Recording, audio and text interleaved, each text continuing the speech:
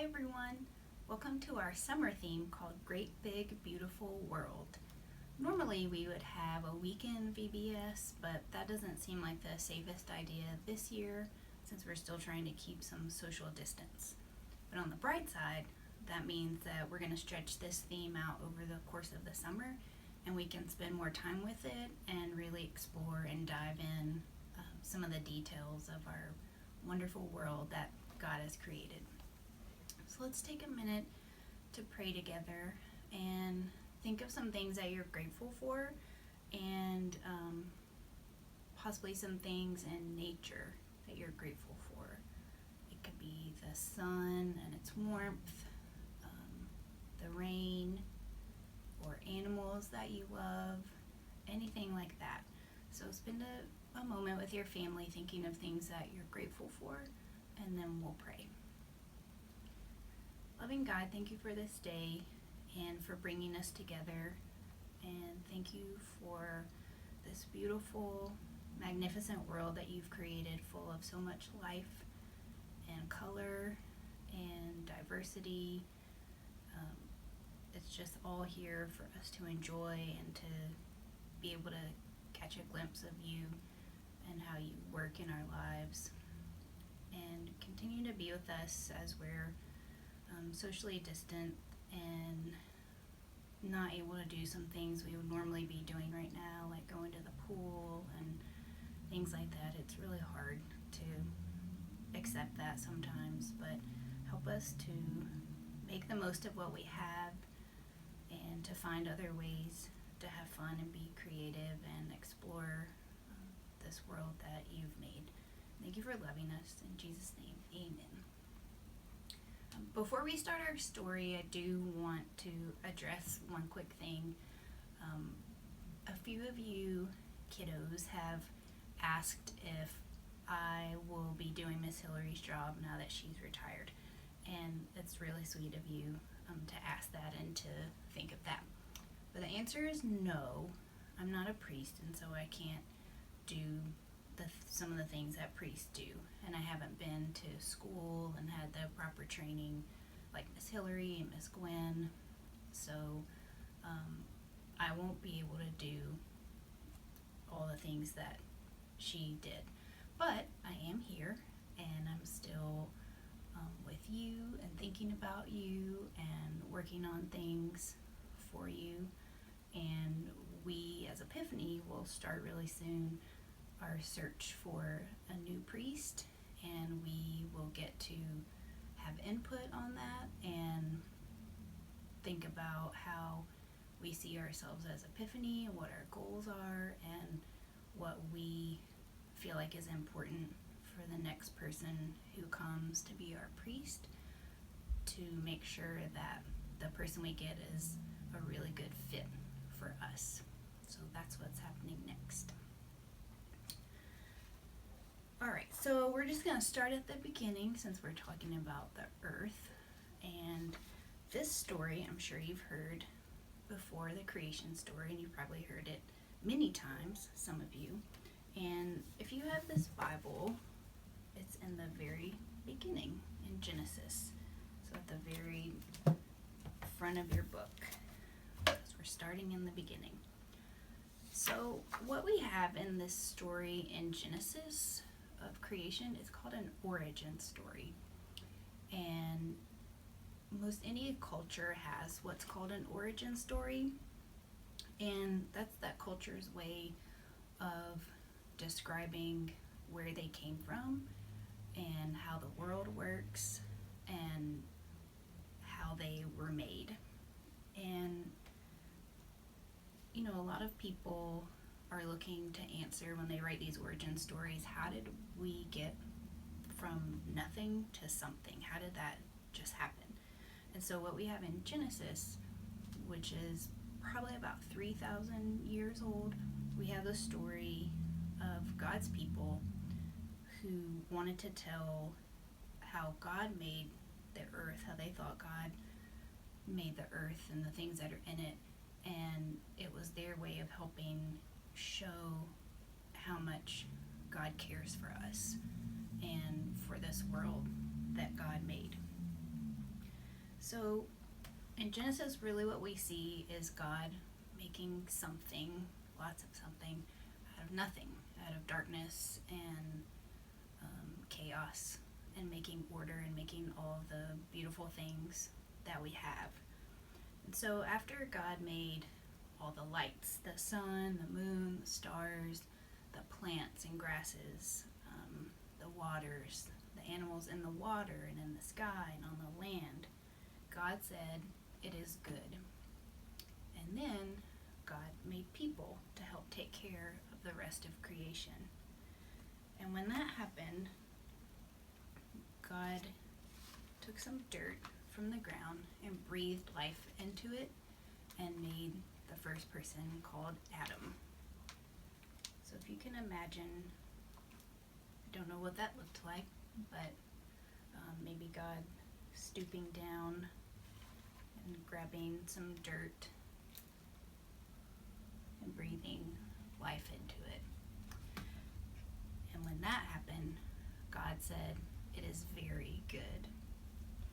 And in the Jewish tradition, in the tradition of the people in the Bible, one of their most special words for God was Yahweh. That was how they addressed God, talked about God, and wrote about God. And what's special about that name is the way that your mouth says that word. And a lot of people think that it was intended to resemble our breath and the sound of our breath, to remind us that God is as close as our breath. And so when they would say Yahweh, it's a word that intentionally doesn't need a lot from your mouth, and you can say it with your mouth open. And a lot of people use it as a prayer as well. And so it's an inhale and an exhale. And you inhale on the Yah and exhale on the way. So try that if you can. Inhale on the first part of the word and then exhale.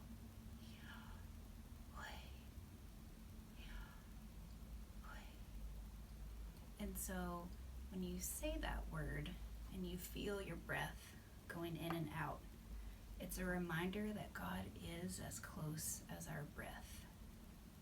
How close is your breath to you? It's everywhere. It is part of you, and you can't really separate it from yourself. And our breath is with us at every moment in our lives. And there's a passage in Psalms that says, "Let everything that has breath praise the Lord."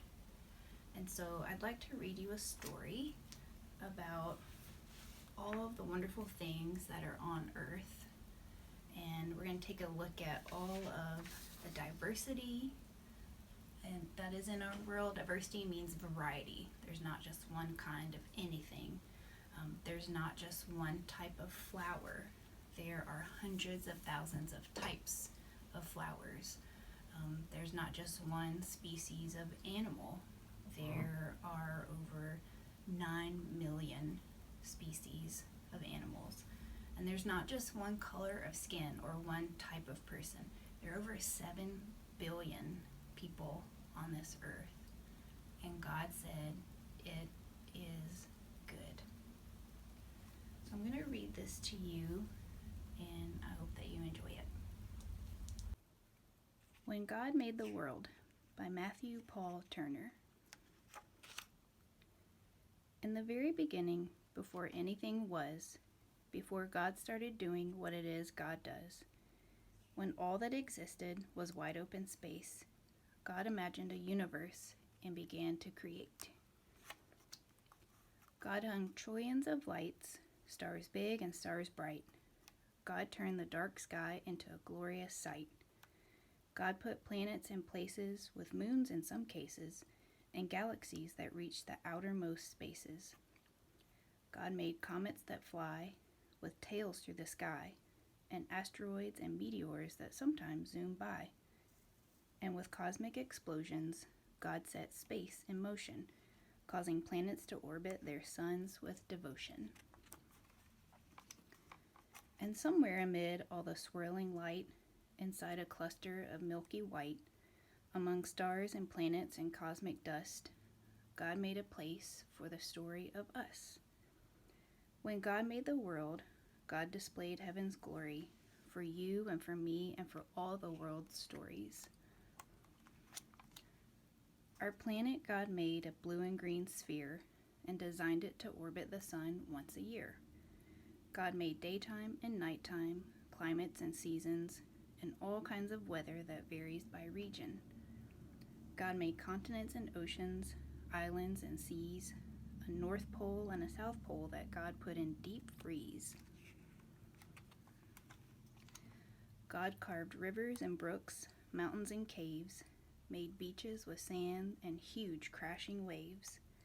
God made tropics and plateaus, glaciers and meadows, marshes and tundras and erupting volcanoes. God made some places high with peaks in the sky and places where snowflakes still fall in July. And in quite a few spots, God made it so hot, should you visit, just know that you must drink a lot.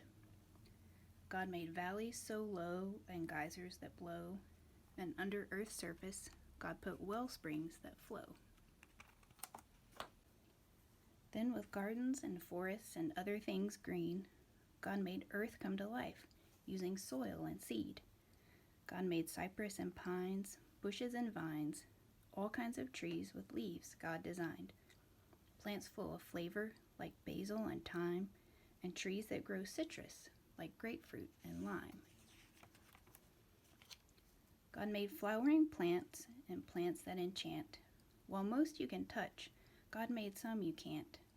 Roses, be warned, are prickly with thorns, and there's an African melon God covered in horns.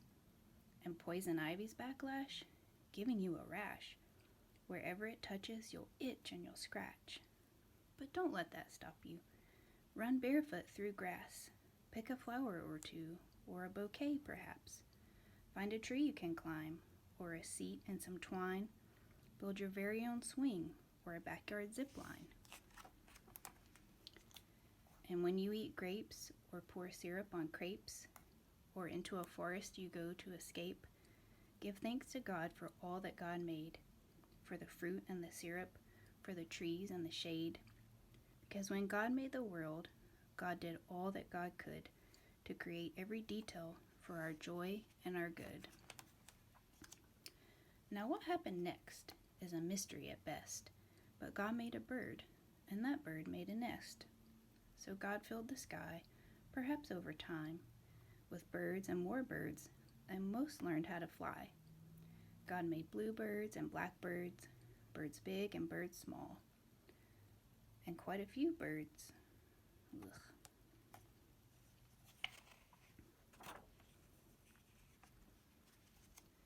Now what happened next is a mystery at best, but God made a bird, and that bird made a nest. So God filled the sky, perhaps over time, with birds and more birds, and most learned how to fly. God made bluebirds and blackbirds, big birds and small birds, a few birds quite absurd, and the loudest birds you've ever heard. Crows crowed, doves cooed, chickens clucked, and owls hooed. Robins chirped, pheasants whirred. The world got noisy when God made birds. Then the oceans God filled with fish, sharks, and krill, creatures God made with fins and with gills, swordfish and trout, fish sleek and fish stout, and whales that God made to breathe through a spout.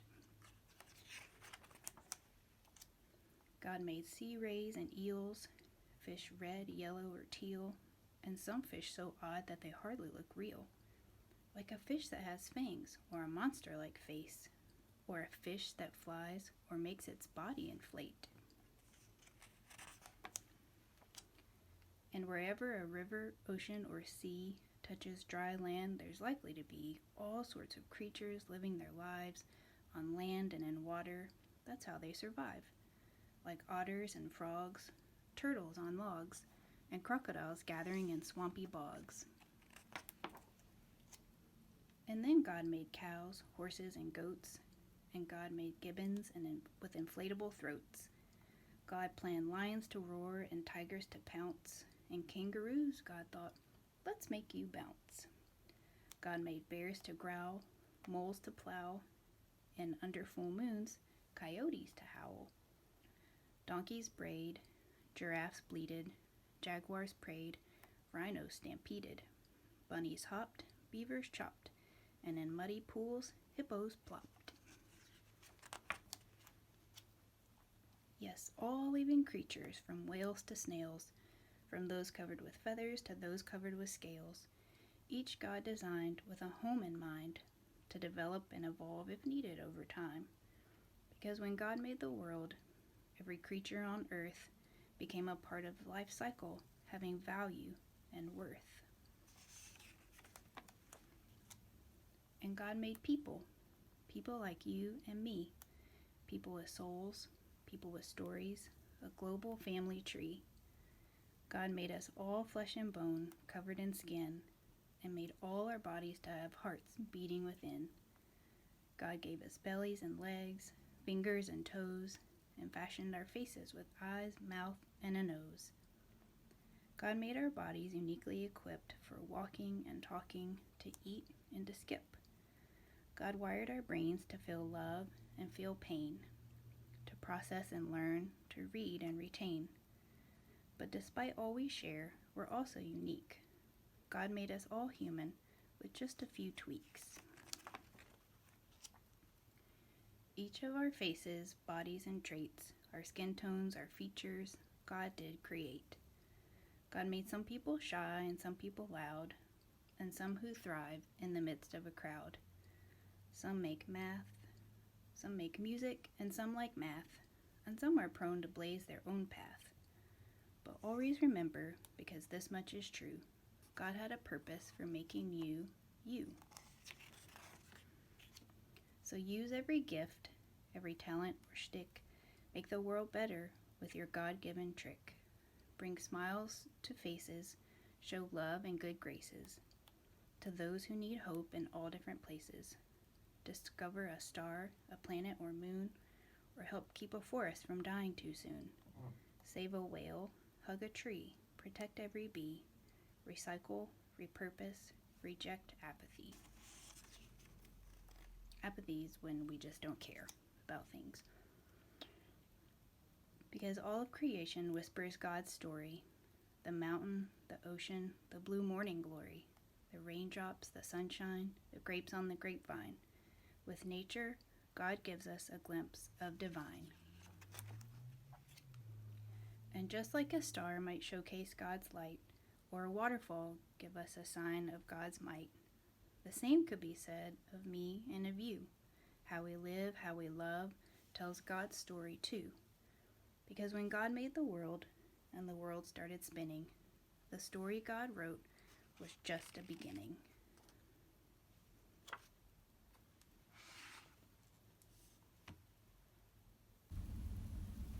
So with the breath prayer that we talked about, the inhale and the exhale, that is a form of prayer. And a lot of people around the world practice that as a form of prayer. There are lots of different types of prayer, and sometimes I think in our minds we make it really complicated, and we think that it has to be something fancy with really big words, and it doesn't have to be that. So that's something that you could try that breath prayer. And even if you don't want to say anything with it, if you can just really be mindful and pay attention to your breath as it's passing in through your nose and then back out through your nose or out through your mouth, and just really think about God's presence and about God being as close to us as our breath, and just sit with that for a little while, even just for a couple minutes, and see how that feels. It's also a really good calming technique to try and slow down your breathing a little bit. If you're feeling scared or anxious or overwhelmed or whatever else might be going on, it's a really, really helpful technique to just pay attention to your breath and help your brain and your body calm down a little bit. So give that a try. And then I'm also going to show you one of the activities that's in your kit. I'm going to show you one of the activities that's in your kit that you could do today, and it's the fingerprint animals.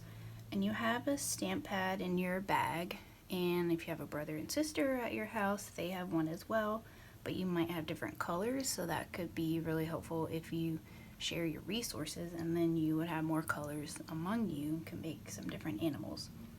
So all you need to do is put your fingerprint in the ink and put it on the page, and then you can turn it into an animal. There are some examples in your kit.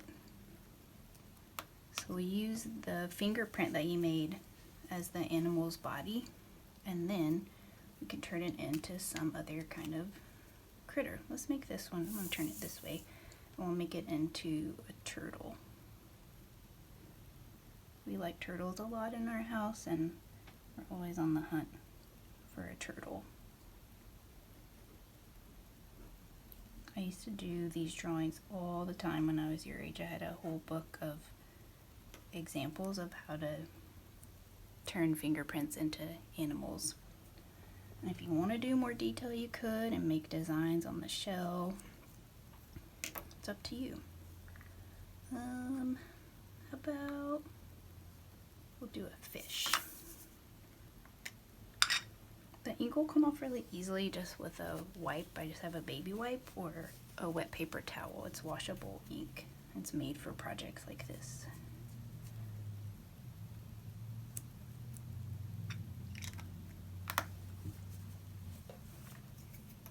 We can give it some fins.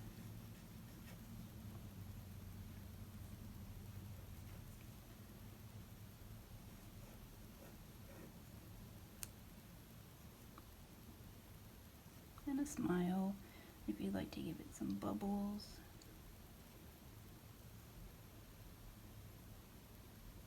Maybe some little scales.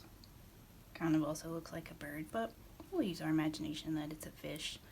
And if you like, you could also draw some scenery around your animals. You could draw an ocean around this, or color it, or add some other sea creatures, or some grass around your turtle, or put your animals up in a tree, or whatever you'd like to do. There are a lot of possibilities with this, so it's up to you.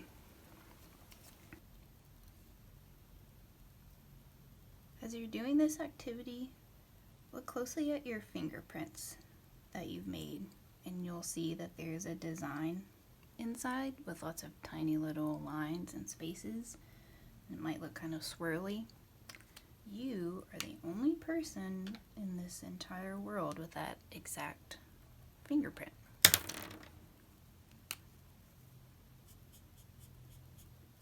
I'm always fascinated by things like that, when we take the time to just slow down a little bit and look really closely at something like that, and how special and almost unbelievable it is that there are so many people on this earth and you're the only person with your fingerprints.